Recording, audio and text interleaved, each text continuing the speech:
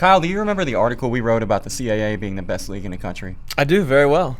Do you remember how angry people got about that? Oh, yeah. People still angry about it today. Particularly in the Valley. Yeah. Well, I'm about to make them even more angry with even more math. They don't like when we point out facts. Here's some mathematics for you. CAA teams went 7-1 last week against non-conference FCS teams. Mm-hmm. Would have been 8-0 if not for a 52-yard walk-off field goal at North Carolina A&T, which brings the league to a 774 winning percentage in out-of-conference games since the year 2017. This is the longest podcast intro of all time, but that is the best winning percentage among all FCS teams. Oh, and this is Bootleg.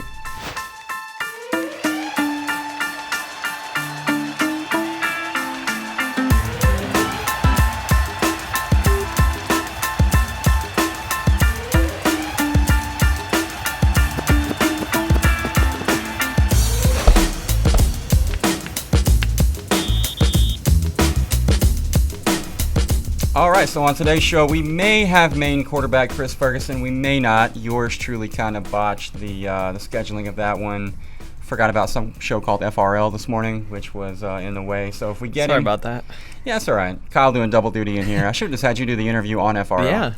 Yeah. We'll bake it in if it happens. If not, we'll act like we never were going to have an interview in the first place. I don't know what you're talking about. We'll just roll through this thing like it's 2018. We're going to revive the cover 4 today. Yeah, I'm excited about that. We're also going to introduce a new segment, working title, Overreactive Overreactions. I like it. Mm-hmm. But first, I have a topic that is very important to me, and I have a position on it that you probably wouldn't expect if you've ever listened to me talk about college football, and that is the Southeastern Conference. Really brutal week for that league. It was. Definitely not their best showing, and probably the worst SEC non-conference weekend I can remember. Yeah. I mean, I don't have them all logged to memory, but it seems like, generally speaking, they usually all win. Yeah. Is the SEC no longer the best conference in college football? I think it's still the best conference in college football. Well, if I don't cough into the microphone here, allow me to go through the league and just, I don't know, just for the sake of argument. Yeah, Hear me out. Alabama's Alabama. Right. Their linebacking core has been hammered with injuries, and it did take them a full 15 minutes to actually put points on the board against Duke. But when they got going, they got going. Yeah. So Alabama's Alabama. Georgia looked awesome at the expense of Vanderbilt, but Georgia looked awesome. LSU looked awesome. Mm-hmm. Mind you, Georgia Southern was the opponent, but that's fine. LSU looked good. My man Joey Burrow had more touchdown passes than he did incompletions. That's good. I don't care who it's against. That's good. No, I got no qualms with LSU. We're good with the three of them. I think everyone expected those three to be good, though. And if Texas houses LSU on Saturday, then we're down to 2 teams in the league again. Because I want you to get Auburn out of my face. Don't give me this whole Auburn beat Oregon, Auburn's great thing. Bo Nix had a great finish to that game. He still only completed 40-something% of his throws, 13 of 31, whatever that math is. I need somebody in the Valley to figure that one out for me.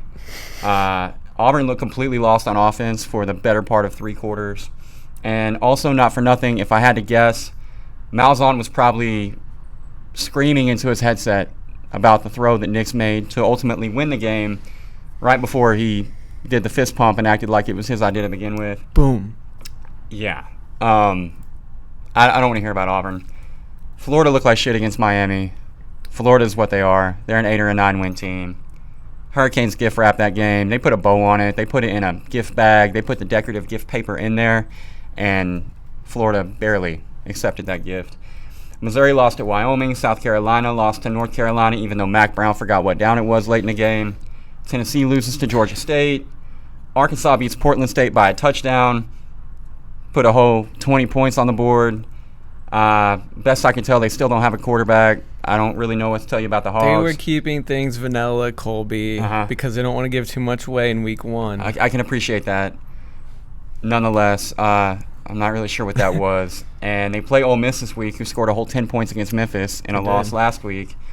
So much for the whole poor old Rich Rod relationship. What a shame. Tough scene in Memphis for Ole Miss. And so I don't know what you learned from Arkansas Ole Miss this year when they open conference play for themselves other than who might be the worst team in the SEC. Point is the league down a bit? Fair to say? Top to bottom, sure. Okay. Well, I won't even say top to bottom because the top is really good. I'll say that the middle and the bottom is down from what we're used to. Okay, if the middle and the bottom is down, it's still just a top. Well, I league. said top to bottom. I said top to bottom. It was down, but I just wanted to clarify that I think the top is still very, the top very is always good. yeah. Look, Alabama and Georgia. So are yeah, gonna I be, guess you can say the league's down, but are you done? Yeah. Well, no, Go ahead. I just want to make sure All I don't go in before you have said all of your points. No, go ahead. Those are my points. That is every league. You just described every Power 5 conference. And we are just not used to the SEC being like every other Power 5 conference. Okay. Give me Alabama, Georgia, LSU, Mm-hmm. and I will even take Auburn, Florida, and Texas A&M above the top half of almost every conference. Now, You would take. I'm gonna get. Okay, sorry. I'm gonna get there. You okay? gave me my time. I'm gonna give you your time. Well, I know where you're going, so I'm gonna address that next. Okay. Oh. You picking up my notes or what? No. I just you're gonna say you would take Florida and Texas A&M and Auburn over schools like Oklahoma and Texas. I wouldn't ask that because. And no, I would not. But that is what Alabama, Georgia, and LSU is. They are the top of the SEC, and they are better than Oklahoma and Texas. Okay. So then you go to that next tier, which is Oklahoma State, Baylor, Mm-hmm. and I don't even know who else this year. Maybe Iowa State, who almost lost to FCS Northern Iowa. Yeah. Florida, But they won, though. They got that Auburn, W. Florida, Auburn, and Texas A&M, I believe, are better than all three of those schools. Okay. And then you can do the same thing with the Big Ten. You can absolutely do it with the ACC. All right. Let me. The Big Ten is the one that rivals it. Can I talk Big Ten? Yeah, you can talk Big Ten. Because if I told you the Big 12 was better than the SEC, people would light my Twitter mentions on fire. As they should. Although, if Texas is actually back, This fly was in here during FRL, and it drove Nomad crazy. oh god. Okay. The Fly apparently also believes the SEC is a bit down. It's coming after you. Oklahoma State.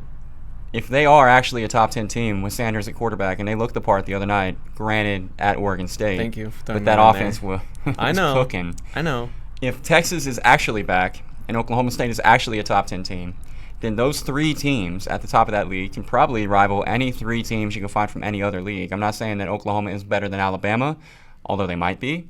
And I'm not saying that Texas is better than Georgia, although they sure looked like it in the Sugar Bowl. But I am saying that Oklahoma State, if they are in fact back to being the Oklahoma State we've seen for the last several years, they could. Okay. You see where I'm going here? Yeah, I see where you're going. It's just way too early to tell. But Big Ten. The Big Ten, yeah. Sorry, that's what you wanted to talk about. So the Big Ten, Michigan's very good. We think. I mean, No, sure. I am a Michigan. I don't want to player. hear about Peach Bowl. I'm giving you a hard time. Okay. I believe Michigan's in Michigan. very good. Yeah. Justin Fields pretty electric on Saturday. Ohio State's really good. Looks like Ohio State is going to remain Ohio State. They will. Okay. Penn State scored 150 on Saturday. They're good. I mean, it was Idaho. Yeah, But they're good. Maryland scored 152. Are you kidding me? Now, Cam Newton couldn't have led Howard to a win against Maryland. But you still got to put up the points. Okay? Michigan State, they may suck on offense, but defensively, that's a team. Tulsa couldn't breathe. I don't think they could physically move. They were paralyzed offensively by that Michigan State defense. Wisconsin throttled South Florida. Bag 'em. And Nebraska. Is Nebraska good? I don't know. We don't know because they struggled with South Alabama. What about Iowa? Is Iowa good? I don't know either. I don't know, but they might be. And if they are, that is a 1, 2, 3, 4, 5, 6, 7 team league, and I left Maryland out of that. I didn't include Maryland. That you led that argument with Maryland. I didn't lead it. I just threw them in because they scored 79 points. Get out of here. That you can argue that they're deeper right now, but I would take the top of the SEC over the top of the Big Ten. And what college football all comes down to is the New Year's Six bowl games and the college football playoff. Yep. And once again, the SEC will have more teams in that, and they will likely have 2 teams in the college football playoff, and it's pretty likely that they're going to have a team in the national championship game, if not winning it. And we didn't even hit on the Pac-12, but why would we hit on the Pac-12? There's like 6 teams in the SEC that I think are Get out of here, Pac-12. better than probably the top of the Pac-12. Well, I'm just throwing them in there because – so I just like top heaviness of the SEC over all the other conferences. The depth of the Big Ten. You can argue depth or you can argue mediocrity.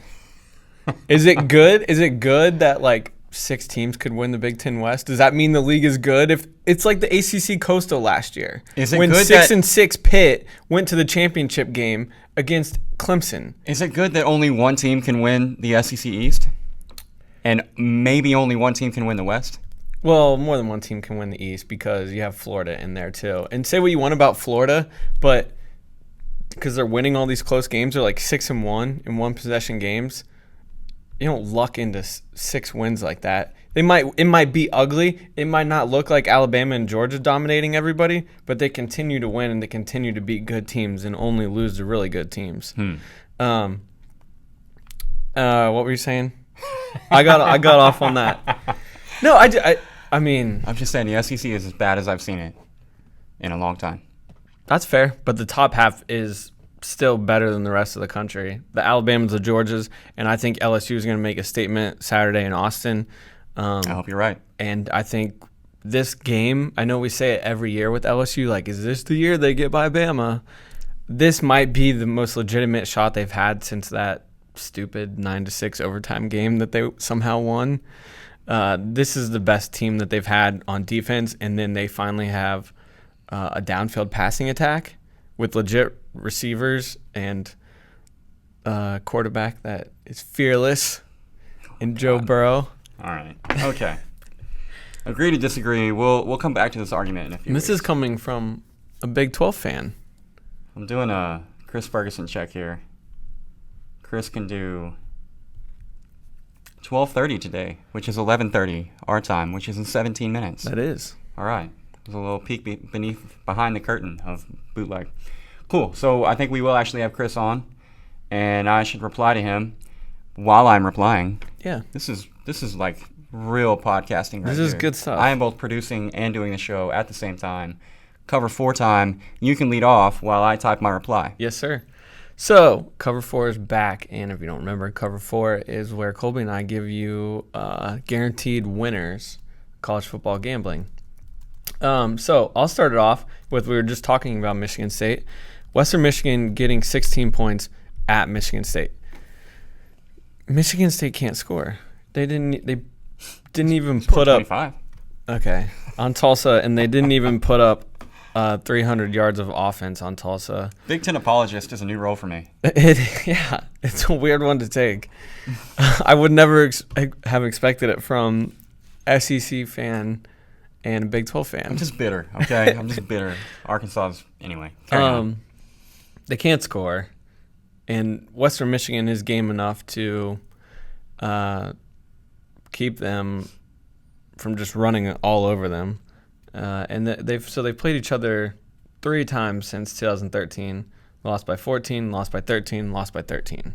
Spread 16, and this Michigan State team is not as good as the ones in 17, 15, and 13.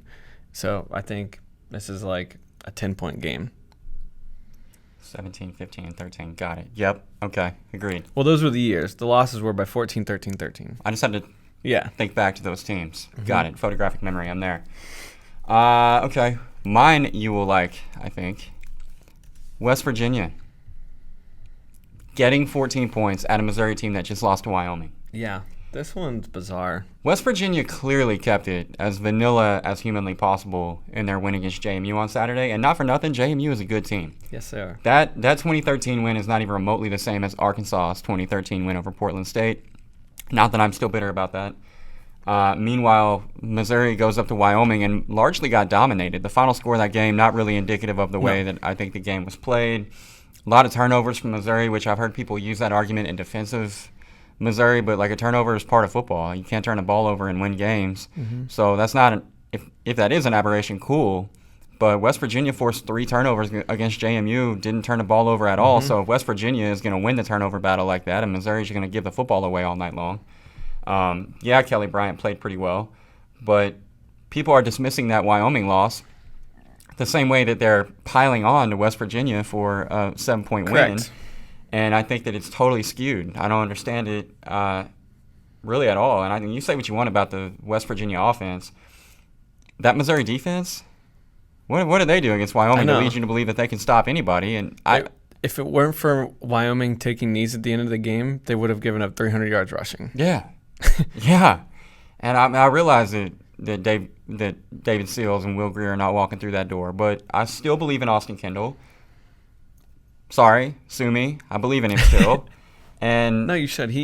After he settled down in the first half, his second half numbers were impressive, and that's where he threw the 2 touchdowns and led them on scoring drives. Yeah, and when I saw this, I said I was going to put my life savings on West Virginia plus 14. I probably won't do that, but I will have a little something on the Mountaineers getting 14 on the road at Missouri. It's crazy. That game opened at like 10 and jumped up to 14, which surprised me. Yeah.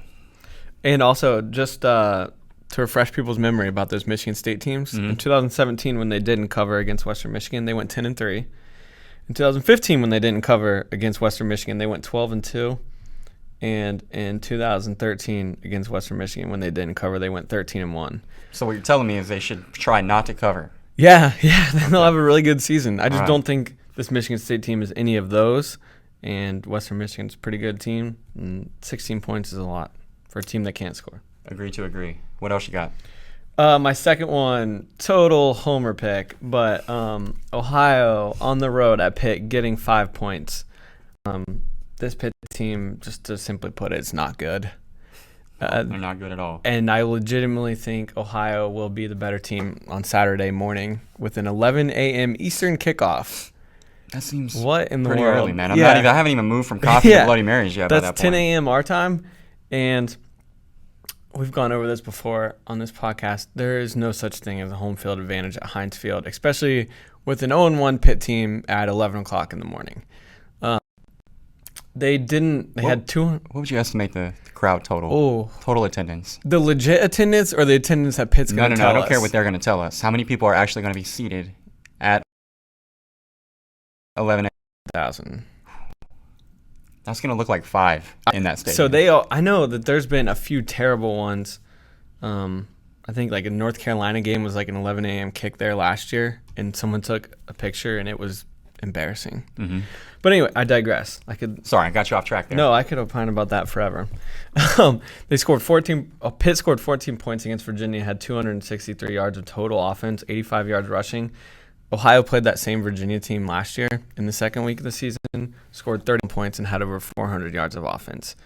The Bobcats averaged close to 100 a game. Nathan O'Rourke, the quarterback, is really good. And I think he's going to have a big day, and the Bobcats going to get a nice Power 5 win. Air Canada. Canada. Let's go. All right. Plus, you're getting 5 points if something were to happen where they lose a close one or something. Yeah. I love getting 5 points. Yeah. You know what I love even more than getting 5, though, is getting 19. That's a lot more. I might have made that lineup, actually. You told me it was wrong when I told you earlier, and I never did actually look it up. On the sportsbook, I have it 17.5, the one I use. But maybe there's a different one that has 19. 18, 19, whatever. I'm going to pretend like it's 19 that way. If they win by 18, I'll still take credit for it. And that is Tulane. Sorry, buried the lead there. Tulane getting 19-ish on the road at Auburn. Green Wave 6-1 in their last 7 games, including the bowl win. Justin McMillan, last week's conference offensive player of the year. I mean, I think he's good enough to keep Tulane in it by himself, but that Tulane defensive line, sneaky good. They got Patrick Johnson, who's a legitimate problem, an NFL caliber dude. So even for an SEC offensive line, he could wreak a little havoc and maybe get a little pressure on my best friend Bo Nix. And Auburn as a heavy favorite the week immediately after an emotional win. Yeah. If it was an earlier kick, I feel a little better about it. I don't love it under the lights of Jordan Hare. Auburn's good and lathered up for that open. I mean, against a group of 5 team who's playing their best ball in 2 decades. Yeah, 19 points, 18 points. What is it really? So there's a 17.5 and there's an 18. So depending on where you go. I'm going to take the 18. Yeah. Bovada's got the 18? Yeah. That's where I live Bovada's anyway. Okay, 18 points. I'm not saying that Tulane goes to the Plains and shocks Auburn the week after Auburn beats Oregon, but what I am saying is that I expect Tulane to play well, and I expect Bo Nix to force a few throws in front of the home crowd, freshman making his first start. I think it'll be a little choppy for Auburn. And on the Bo Nix thing, I have to say this. I almost made it like its whole thing on the show today. My man went 13 of 31. Yeah. Everybody, I mean, he's on SVP's Late Night Sports Center. Everybody just talking about the freshman Bo Nix, all the moxie. Wow, he's incredible. I'm not saying he's not going to be great. I'm not saying that at all. I think he's a nice player. I liked him at Pinson Valley. I liked him at the opening. I think it's impressive that he comes in and wins the job as a true freshman. Good for Bo. But 13 of 31 and 3.5 quarters of not great football does not make the type of player that you can just give the benefit of the doubt to right away. Even the throw that he made to beat Oregon, kudos to him for putting the ball up in the air and letting this guy go make a play, but it's not like he delivered a strike there. It could have, as likely as it was caught, it could have been intercepted. Absolutely. He just tossed it up. It was a jump ball, great play by the wide receiver. And look, a win is a win. You're a freshman. You go into Jerry World. You beat Oregon. Good job. Yeah. But the defense kept them in that game, and the offense finally woke up a little bit, just enough down the stretch. Bo Nix might be a great quarterback, but he's not a great quarterback right now. Yeah. No, I'm with you on that. Freshman or not. Yeah. I mean, Trevor was a freshman. Tua was a freshman. Come on. Yeah. Even Jake Fromm was better than that. Jake Fromm. Yeah. Absolutely. Justin Fields not a freshman, but looks pretty good for a redshirt freshman. Should we do... Do we have a very good dogs this year? Well, we should. Yeah. But I don't know that I actually prepared one. But if you have one, go ahead and give it to the people. I'm looking right here. Well, I do like Ohio to win outright. Okay. But if you want to just sprinkle a little on the money line. But I do have another one. Give it to us. And it could just be, I don't want to call it cherry picking because BYU is the underdog, but BYU and Tennessee. BYU is somehow getting 4 points. I know they just got beat up by Utah, but it turns out Utah is a much better team than Georgia State. Turns out. Just by a narrow margin. I can just see this like there's been years when Washington State started the year with a loss to an FCS team, and then Mike Leach won 9-10 games, and the Cougars had a really good year. This is not going to happen at Tennessee. They are not going to turn around. I would be absolutely shocked if they make a bowl game. I only see this like becoming an even bigger dumpster fire, and that, I mean, BYU is desperate enough themselves. Their coach is on the hot seat as well. So this is huge for both of these programs. They can't afford to fall to 0-2. And from what I saw last week, I could see BYU having just a little bit more fight than the Volunteers. Okay. Sure. Yeah. I'm with you all the way. As I have has been well documented in the show, I now hate the SEC. So does Arkansas play Tennessee this year? I don't know. No, I don't think so. Just curious. Arkansas's got 4 wins in them this year. Anyway, overreactions. Thank you for that really depressing note. I thought I was going to say they could win that game. I'm sorry. I don't know how many games they're going to win. I don't know if they have a quarterback. But what I do know is that Oklahoma has itself a quarterback yet again. My overreaction, Kyle. Jalen Hurts is going to win the Heisman Trophy for Oklahoma, their 3rd consecutive Heisman Trophy winning quarterback. I was a little apprehensive about him initially, as you know. You were. You were not. I was. I don't know why. I really couldn't explain it then, and I damn sure can't explain it now after what he did on Sunday. 505 total yards, half dozen touchdowns. He ran for over $170, but it's not even the numbers. It's how he went about getting those yards. Lincoln Riley, how should I put this? He's a wizard. He is a college football god. Yeah, I know. He is, you know what? He is to offensive design and play calling what Willie Saylor is to the sport of wrestling. The greatest mind in college football, maybe in all of football. Oklahoma ran the PRO option against Houston. And no, I'm not jumbling up the RPO on accident. They ran a pass-run option against Houston. It was pretty cool. It was very cool. where the guard actually keyed on a linebacker who followed a receiver on a drag and then led for Jalen for a 40-yard run.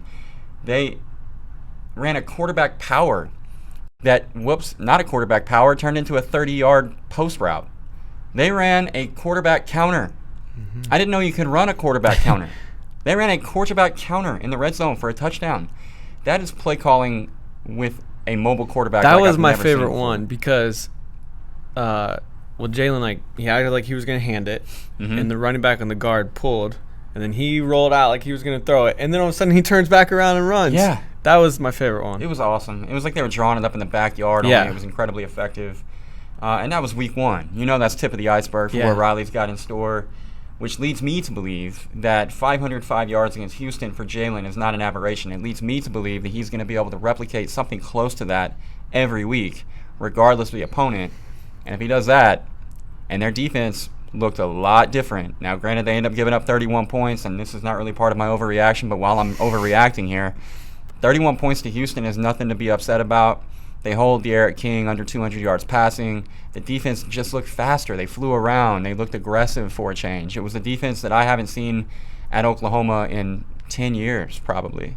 So, if did you see they gave the game ball to the defense? Oh, my God. That's not a great look, but okay.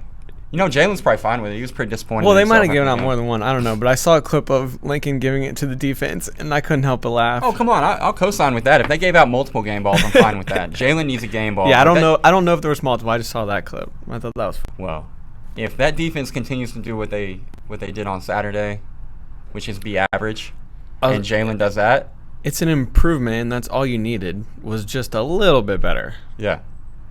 So, my overreaction is that Jalen Hurts is going to win the Heisman Trophy, and while we're at it, Oklahoma's going undefeated and win the national title. You know what? It's not unbelievable, and it's probably not even big of an overreaction, considering the only quarterback to ever do what Hurts did. Johnny Manziel, Heisman Trophy winner. 3 touchdowns, 300 yards passing, 3 rushing touchdowns as well. My overreaction, I can't believe Dana Holgorsen got blown out by Oklahoma. Shocking. Sorry, had to say it. My, what's it called? Overreactions, actions, something. This is going to be like my this is going to be your Harrisonburg State. Yeah. Overreactive overreactions. Okay, overreactive overreaction. I actually like that you can't say it. I think I'll keep the name now. Is Pac-12 is dead. I don't know if that's overreactive. I think they are. Well, no, everyone's trying to walk because, people did have that reaction at first when Oregon lost, and now everyone's like, well, let's hold on because Oregon can win out and everybody else loses a game, and then if they win out and they beat Washington twice or Utah twice, then they can still make the playoff. Or if Utah, there's 3 ESPN analysts have Utah in the college football playoff. Yeah, I don't see it, but because I don't see Utah losing 1 or less games. I don't see Washington losing 1 or less games. Mm-hmm.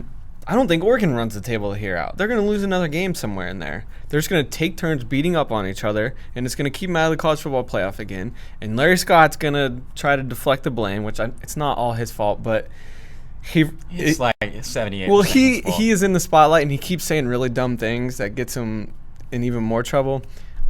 So the world is just going to continue to fall in the Pac-12. Damn. I mean, I'm just kind of telling the truth. I don't have any argument to the counter. I don't know. All right. Well, if we're done with that segment, which turned depressing, actually. I was on a high note with Jalen, then it got sad. It is just about that time. Do you know what time? Colonial time? Colonial time. Cue the music. All right, we want to welcome on Chris Ferguson, quarterback at Maine, and my man balled out in the first half on, was it Sunday? Holidays Friday night. Running together. Friday night? Okay, yeah. Whatever night you played. 404 freaking yards in the first half. Black Hole D gets a lot of the pub, man, but the offense showed out on Saturday. Did you have a pretty good idea during the week that you were going to have that type of success through the year? I think it's just preparation, man, honestly. Going through the off season, we worked really hard. I put in a lot of work. I kind of pride myself in that. So, I can have full confidence going into that game, going into the game week, every game week that, I'll be ready. And obviously, during the week, watching film, practicing all those things that, get you ready, give you your confidence. So, no matter how it went, I kind of knew, we were going to have a good week, as I expect every week. What was it like in the middle of that when you realized, I don't know at what point you realized that you had a game total of offensive passing yards in the first half, but when you're, say, sitting around 325 in that first half, how are you feeling? Just never satisfied, honestly. I think I wanted to keep scoring. Every time we got the ball, that's our goal. So, I didn't really think about it much during the half. I think at halftime, someone said something to me, and I just told them to chill out because we still got a game to play. You know what I mean? We still had third quarter to go into and finish the job. So, but after kind of was pulled out, it was good to relax and kind of know the game went well. We executed, and we're on to next week now. No question. What's it feel like to be in a zone like that where every time you touch the ball, it seems like you're connected on a big play and just touchdown drive after touchdown drive? What's that feel like to be in that zone? That's what you live for, man. That's top 3, top 5 things that I live for, and that's kind of gets me jacked up, gets me juiced.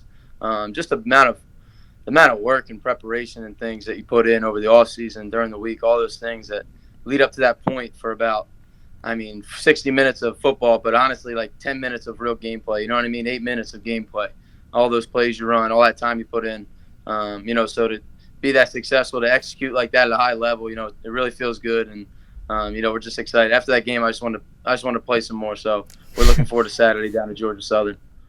Yeah, well, you'll get the chance to play some more. Obviously, everybody's feeling great after the game Saturday, but Georgia Southern, hell of a challenge. LSU had their way with them last week, so they're probably going to come in a little angry. How's prep going this week, and what do we know about the Eagles? Yeah, no, it's been going really well. I think you can watch that tape against LSU and get a lot out of it, but obviously, they put a beating on them, and but we see a lot of things in them. They're really fast, they're physical, they fly around, and they got some corners that are top recognized players in the country. So our wideouts are gonna have another challenge on their hands to really step up, make some plays, be detailed in their work, in their routes, those kind of things that we got to be sharp on to execute. And the week of prep has been really good so far. A lot of film, a lot of meetings, a lot of walkthroughs to prepare us. With LSU scoring 5 passing touchdowns on them, is that something as you as a quarterback and a wide receiver unit look and you kind of licking your chops a little bit, thinking that you can kind of replicate that success?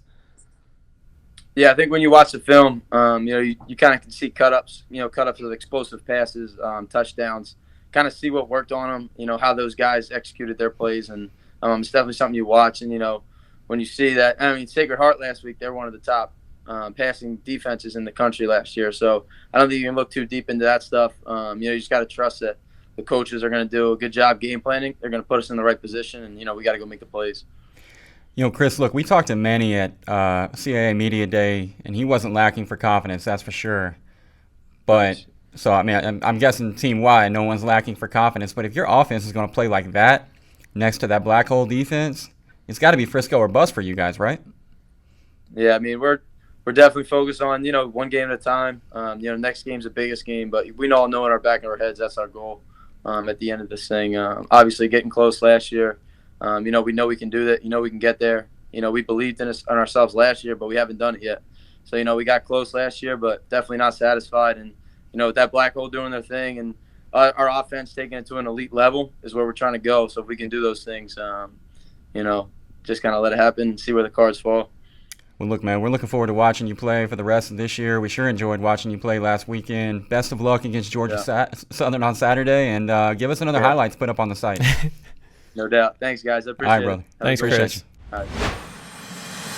All right, so once again, thanks to Chris Ferguson. Thanks to our guy Tyson at Maine for setting up that interview. Yeah. You can't play better than that kid played last weekend, man. So he was a no-brainer who to have on the show this week. Wishing them, again, the best of luck against Georgia Southern. But, look, if anybody from the FCS and then from the CAA is going to have a little something for Georgia Southern, I think that Maine absolutely may have something for them. With the run of success that the CAA has had against FBS schools, what an opportunity for them, and one that you really believe that they can win, too. Yeah, they can make it 4 straight years for the CAA with a victory over an FBS opponent. It's really with a impressive. victory against Georgia Southern this weekend. So, again, thanks to Chris for coming on. You want to just kind of roll through because our calendar is loaded up with CAA games this week. So if you want to just roll through what we've got in store this weekend. That'd be awesome. Absolutely. St. Francis against James Madison Saturday night at 6 Eastern. James Madison, as we kind of talked about earlier, taking West Virginia to the wire. It was 10-10 going into the fourth quarter, and they ended up losing by a touchdown. But the Dukes were who we thought they were, going into the season, and they're absolutely going to be a factor come FCS playoff time. Yeah, Rondell Carter in particular, man. Oh, man. He was super impressive. I know that West Virginia offensive line is not going to be sad to not have to face that group again this week. Absolutely. And then also Saturday night, Bryant against UAlbany. We saw Bryant against Stony Brook actually last week. So Bryant getting their fair share of CAA flavor here early. Yeah. UAlbany, man, they're not far off. No, they're not. I think were 12th in the preseason, but as we kind of hit on in their season preview this year, they were just a few minutes away from stealing a couple games late in the season last year that would have put them right at 500. And they were certainly game against Central Michigan last Thursday. Then earlier in the afternoon at 2 Eastern, the Citadel against Elon. We saw the Citadel give Towson problems last week with that triple option look, and then Elon loses that heartbreaker to NC-A&T that you were talking about. Mm-hmm. The schedule is absolutely brutal for Elon. I was looking at that before the show. So they opened with NC-A&T, now Citadel, who's that triple option team. Then you go at Richmond, at Wake Forest, and host Madison. That is really not fun. No, that's not super fun. But look, I mean, Davis Cheek is a hell of a player. Elon's got the guys to make that work. And NC-A&T, they're very good. They're very, very talented program, especially defensively, man. They got some dudes that can fly around the ball there. So if there's a team up to the task, it's Elon. Yeah. They can handle it. Absolutely. One other point on the CAA success against FBS opponents. Not only would it be 4 years in a row if Maine is to knock off Georgia Southern, it would be 2 years in a row for Maine in particular because they also beat Western Kentucky last year. So Maine, Richmond, Stony Brook, and William & Mary have got a shot this week in week number 2. Who does Stony Brook play? I don't know. It's not in my notes. Sorry. Didn't mean to cut you off guard there. I just know. You gotta set me up. I know right, I'm sorry. I know Richmond goes to Boston College, and I know William & Mary's got Virginia. Mike London goes back to Charlottesville. That's right. So while you do that research, I would just say the CAA has posted 38 wins. Oh, Utah State for Stony Brook. Oh, okay. Yeah. Well, I like that defense against Utah State. Let's go. 38 wins over FBS foes in the history of the CAA. It's impressive, man. And they have at least one win in 11 of the past 13 years. It's impressive. It is. Best FCS league in the country. Yeah. Just the fact that they can do it year in, year out, and they're going to like big name schools and doing it is the craziest part. Yeah. Still Saturday night, 6 Eastern, in-state PA battle, Lehigh, Villanova. Villanova is not getting the respect that they deserve we got to talk about in the Villanova, national polls. They just go up to Colgate and put a whooping on them in week 0. First college football game of the season. Dominate them. Yeah. And that's another one of those games where the final score not even indicative of the type of beatdown that was. Colgate, they never had a chance. No, and Colgate, I think, was like ranked 18th preseason, something like that, going into the game. They go in there and dominate. Then Colgate, they go and lose the Air Force, so they're 0-2. Still somehow in the polls. And then Villanova barely gets in the stats poll, but they barely got any votes in the coaches poll. Yeah, it makes no sense. So crazy to me. Get another shot to show how good they are against Lehigh. Talked about Towson having a tough time with Citadel. I think we'll get a better feel for where they're at Saturday night when they play open their season at Johnny Unitas Stadium against North Carolina Central. Mm-hmm. And then our final CAA game of the week, and maybe the one I'm looking forward to the most, a Saturday night game under the lights. First time at Meade Stadium, brand new turf, brand new lights. Rhode Island playing host to number 21, Delaware. Yep. And Rhode Island really first winning season in like 18 years last year. Had a tough opening loss at Ohio this week, but Ohio's preseason MAC favorite. Ohio's good. We talked about it. We Air did. Canada. We're good there. So I think this Rhode Island team is really good, and that place is going to be juiced up when Delaware comes to town. Yeah, I agree. That game is going to look freaking beautiful under the lights with that new field turf looks popping, beautiful. Man. Yeah, it's going to be awesome. I want to circle back to 2 points that you made there. Are we through the schedule, or do you still have more? No, that's okay. It. Six this week. It is like borderline crime that Villanova is not getting more attention nationally, in the polls, whatever.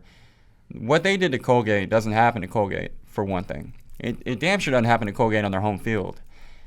It was complete and utter domination. Offensively, they both ran and threw for more than 200 yards in that game. I think they ended up running closer to 250. Just an incredible effort by the offensive line. No offensive line gets enough love, but shout out to Villanova's offensive line because those boys came to play. And then, obviously, Amos getting the FCS National Defensive Player of the Year, runs a pick back for a touchdown. For the week. Of what I said, the year? Yeah. Well, you might get it for the year. Maybe it could be foreshadowing. You heard it here first. Yeah. Player of the Year. Just, look, man, they could not have come out of the gates stronger than what they did against Colgate, and I don't expect them to take a step back against Lehigh. I think Nova's got a little chip on their shoulder. I think they feel like they've been ignored both within their league and on a national level. And I think that you're going to continue to see more effort like you did 2 weeks ago. Yeah, and, the schedule sets up nicely these next 2 weeks. You get Lehigh Bucknell, in-state rivals who you're going to be heavily favored against.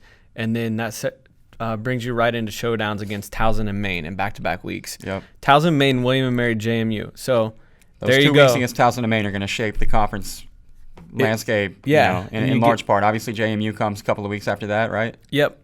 2 weeks after that, so 3 out of 4 weeks there. Exactly, but you set yourself up, should be 3-0 going into that Towson game, and you get a real chance to show how good you are on really national stage against a top 10 team in Towson. Agreed. And Towson's actually the other team I wanted to lean into a little bit. The Citadel, and we talked about it, Service Academy runs that running, whatever you want to call it. You want to call it the wishbone, you want to call it the option, you want to call it the Maryland backfield, whatever name you want to put on it. They run the hell out of the ball. They slow it way down, which if you want an FBS reference, it's a lot like what Oklahoma ran into last year with Army, where you look at the final score of that game and you're like, I can't believe Oklahoma only won by X. Same kind of deal with Towson. They actually controlled the game early, led 17-7, and then the game got slowed down and got a little messy, and then you end up in a situation where the Citadel leads late. But credit to Towson, credit to the guys on both sides of the ball, but particularly, man, it just feels like every time I look up, Shane Simpson is delivering another game-tying or game-winning play. Yeah. And I didn't know this, but apparently, and Coach Ambrose mentioned it, I guess, after the game, Shane had he'd struggled on grass. I saw that too. So shout out to Shane for overcoming his grass fears. Heck yeah. I get it, it's itchy. You don't like playing on it that much, but he balled out on not grass. Not as fast, especially if the team left the grass high. It's true. They didn't cut it. So you saw how good he was last week. Just imagine how good Shane's going to be this week on turf. On turf, I know he's going to fly around there. And also, I think what's important to note about Towson too is it was the defense really stepping up late with a couple big plays. And if you look at some of the scores from last year, that wasn't always the case. And the offense was kind of getting in these shootouts. So really big that the defense stepped up, made that nice pick along the sidelines. Yeah, no question. I mean, look, you hold an opponent to 20-some points, you're doing something right. And we heard it all off season long from everybody at Towson. And not defensive players, not coaches, offensive players that were going to bat for their defense, saying our defense is really good and they're going to play really well this year. We heard it from Shane. We heard it from Tom. Everybody that got an opportunity wanted to tell us how great that defense was going to be this year, and then they show up in week 1 and they back it up. So shout out Tebow. So anyway, I'm looking really forward to the CAA slate we have this week. It's actually not that unique. We have pretty much this type of a lineup every week for the remainder of the year. But I'm really excited, man, after watching the first full week of action. I can't wait to get into some of these conference matchups too. Yeah, week 1 was fun. Obviously we're at the Freedom Bowl, a high school event in Atlanta, but we got our phones out and we're flipping back and forth between the games. It's just kind of, it was a really cool feature to be able to just keep up with the entire league in our hand like that. Yeah, highly recommend the Flow Sports app on iPhones. Possibly coming to Android soon. Shameless plug. Yeah. No, it's very easy. You can literally just swipe between the games. So it makes it very easy. It's also easy on the Roku. Just throwing that out there. Nomad said Apple TV was great too. So. Well, there you go. Wow, I don't know if there's a bad way to watch. There's not. All good ways to watch. So sign up, lock in. Colonial time is up. William & Mary in Virginia, you're on the clock. All right, Kyle. So my long national nightmare has ended. Ezekiel Elliott signed a 6-year, $90 million extension. He will, in fact, be in the backfield for my beloved Cowboys on Sunday against the Giants. All is right with the world. Yeah, that game's not a Sunday night game, is it? No, it's Kind weird. of makes me mad. I know. Week 1 That's Cowboys and always, Giants. yeah, not Sunday it's night. always I know, Sunday it's night weird. in Dallas. Yeah. Yep. So Sunday at 3:25 Eastern time, Okay. we begin our Super Bowl run All right. with 21 in the backfield. Can't wait. That is Zeke, Jalen, Lyle Collins, and DeMarcus Lawrence, who have all signed extensions since the end of last year. So for everyone who wanted to act like Jerry was afraid to get his checkbook out, my man's got his checkbook out. He does. And furthermore, for everyone who wants to act like, oh, Zeke really got the Cowboys so good. Oh, man, he won that negotiation. Listen, you draft players like Zeke and like DeMarcus Lawrence, and you steal players like Lyle Collins, and you take chances on guys like Jalen Smith in hoping that 3 to 4 years down the road, you're going to have to get your checkbook out and sign them to the type of extensions that they all just signed. This isn't a negative. I love the perception that the Cowboys are like going to run out of money here. This is what you built the team to do. Yeah. Now, what it does mean is that the window now for a Super Bowl is the next few years. Yeah, you better win one. Better win one. It sounds crazy to say, but where I'm pretty much at is if the Cowboys don't go to the NFC Championship, I need my man Lincoln, who I talked about earlier in the show, to just drive right down I-35 and take control of the Cowboys, because there's no reason this team shouldn't be playing for all the marbles. No, I agree with you, man. In the next 2 to 3 years, they need to win a Super Bowl. How do you feel about Dak? Because I'm sure you saw the Jared Goff news. I did. And I'm sure he's going to be like, well, look what Jared Goff got. I should get close to the same. Oh, 100%. Yeah. That's going to trigger me. It's going to suck. I don't know. You know how I feel about Dak. I called him a rich man's Tebow last year.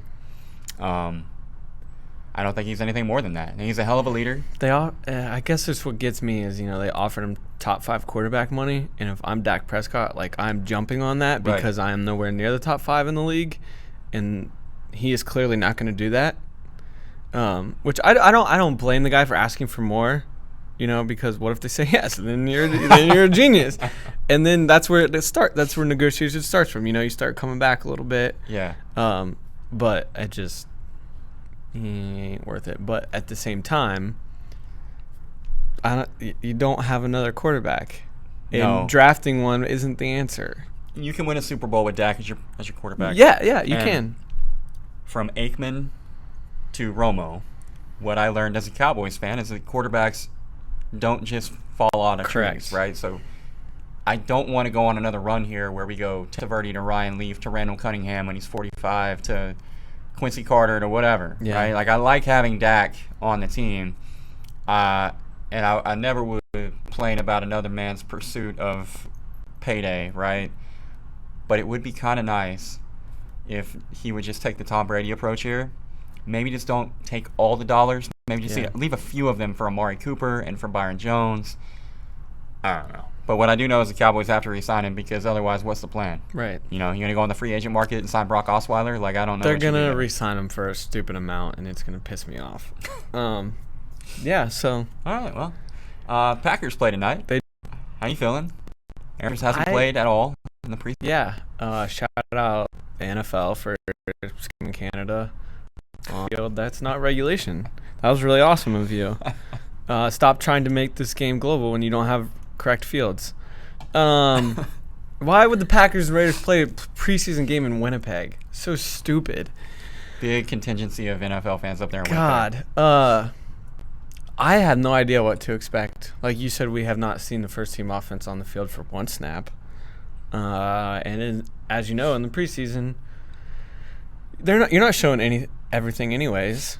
So what they have shown, being run by Tim Boyle and Deshaun Kaiser, has been fine, but it's not with the ones, and a lot of them aren't even twos. No. I don't think Devontae Adams has played a snap. I don't think Aaron Jones played a snap. So. Well, here's what I really need to know from you. Mm-hmm. This is very serious. Okay. I drafted A.J. Green, knowing that he's not going to play. Yeah. Okay. Fantasy football talk here. Yeah. So now I've got Mike Williams, and I've got D.D. Westbrook. But then I just traded Mike Williams. You did? To get Zeke. Breaking news. Okay. You got Zeke now? I got Zeke now. So, so what I need to know is, can I pick up Geronimo Allison to be my number 2 wideout until A.J. Green gets back. I like Geronimo a lot this year, and I'm not the only one. Matthew Berry likes him too. Oh, okay. But no, I think Geronimo is going to be can take a big step forward this year. He took a really nice step forward last year. He was like top 10 fantasy wide receiver through like 5 weeks, and then he got hurt. Mm-hmm. So if he can continue that, he kind of sparked the comeback last year against the Bears in week 1 with like a 50-yard touchdown. So no, I think you should pull the trigger, man. There you go. All right. But no, I am excited for tonight just because I don't know what to expect. Obviously, the Bears are a good team, but Vic Fangio, the defensive coordinator, is gone. One of their best players, Adrian Amos, is now a Green Bay Packer. So I like that. I think our defense will be much improved, and Aaron's got a little chip on his shoulder this year. It's a little chip. Everyone wants to he's the problem. He sucks. Blah, blah, blah. Not worth his money. And I can't wait for him to cram an MVP down their throats. Oh. Yeah. All right. And that was talking NFL. We don't have the NFL on FloFootball, but what we do have, get your pencil, listen up. I've already reviewed a lot of this, but I'm going to go back through the list one more time. This is very important news. We have Miles and Fort Valley State. We have Valdosta State, defending national champions, and Albany State. We have Delaware at Rhode Island. We got the Citadel at Elon. We've got Lehigh, Villanova. We've got Southern Illinois at UMass, our first UMass game of the year. We got St. Francis at James Madison. We've got North Carolina Central at Towson. So your 2 CAA favorites right there, both playing at 5 p.m. Is that Eastern or Central? That is Central. 5 p.m. Central, also known as 6 p.m. Eastern. Yeah. And we got Bryant and UAlbany. Yeah. So heck yeah. Bryant's going to be really sick of losing a CAA I know. by the time we're done here. All that's live on Saturday, so lock in on that. As always, the content on the site staying super fresh. We're just setting banners like it's going out of style right now. We're on fire. We're the hottest website on the internet. Probably, Fact yeah. check If it. I had It's to guess, true. I'd say we probably Yeah. are. There's a Rob Ambrose piece on the site right now that I forgot about last week, so it's there now. Boom. And yeah, thanks again to Chris Ferguson and Maine football. And I don't know, did I forget anything? No. Good. Awesome show. Great. I think it was. Good job by us. Make sure you tell the people that the key to running the bootleg It's doing it naked.